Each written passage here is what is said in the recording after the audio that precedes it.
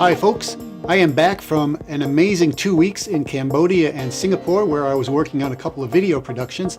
And while I was there, I had the opportunity to do some sightseeing at some pretty amazing places.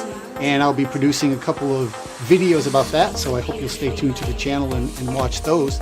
So I just happened to be in Singapore the same day of the famous Trump-Kim summit, and Kim Jong-un's motorcade just happened to go right past my hotel on the way to the meeting. And in Cambodia, I actually ate a fried tarantula.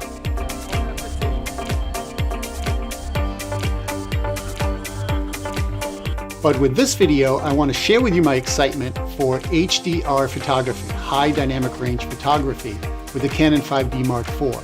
This is the first time that I've experimented with HDR photography, and I have to tell you, in certain lighting conditions, this was a lifesaver.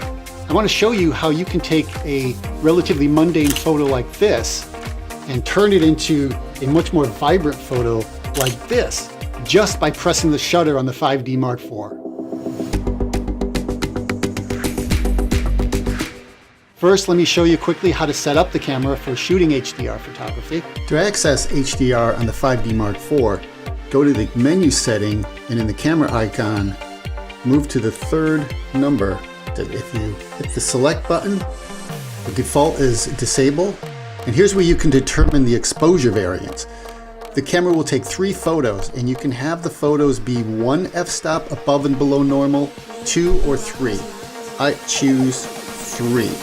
Next, if you scroll down to the effect, I keep it at natural because I'm trying to make the photos look as natural as possible. But you can see there's a variety of selections and you can do some pretty crazy things, and you should experiment with that. But I want my photos to look as natural as possible. Next is continuous. For this purpose, I'm only going to do 1 HDR shot, but if I was going to do multiple shots, if I knew I'd be shooting HDR for, most of the day, then I would say every time I press the shutter button, I want it to be HDR. In this case, I'm only doing 1. Image align, you want that to be enabled, because what this will do is will align the 3 photos based on the lines and the contrast, and it will stitch them together into the final product. And for this setting, I want to only save the final product. I don't want to save the 3 exposure photos that were stitched together. So then you just press your button, and you can hear it took 3 photos. So here I'm only shooting on a black screen, but let's look at some of the photos that I took while I was in Cambodia. So I began experimenting with HDR photos while I was at Angkor Wat, which is the famous 12th century religious temple complex in Siem Reap, Cambodia. While I was at Angkor Wat and several other ancient temple sites in Siem Reap, the light was pretty flat and I just wasn't happy with how my photos were looking. So I decided to try HDR. So I set my camera to HDR mode to take 3 separate photos with various aperture settings, various f-stops. Then the camera stitched them together into this photo, which right out of the camera you can see is just a much better, more dynamic photo, and you can really see some amazing definition in the sky. Here are a few other original photos compared to the HDR photos that I took.